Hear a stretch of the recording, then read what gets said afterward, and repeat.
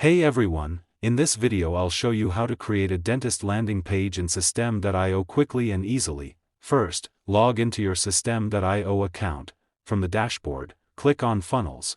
Now click Create to start a new funnel. Give your funnel a name, Dentist Landing Page. Choose Build an Audience or Sell, depending on your goal, and click Create. Next, open the opt-in or landing page step. Click Edit Page to launch the drag-and-drop page builder. Choose a professional template or start with a blank page. Replace the default headline with something like, Book your dental appointment today. Update the text to highlight your dental services, experienced staff, emergency care, or free consultations.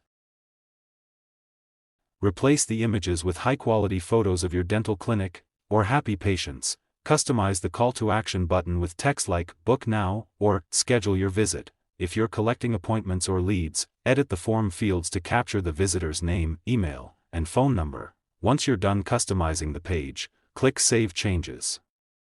Preview the page to make sure everything looks good on both desktop and mobile. That's it. You've successfully created a dentist landing page in System.io. If this video helped you, don't forget to like, subscribe, and check out the channel for more quick System.io tutorials, software guides, and online business tips.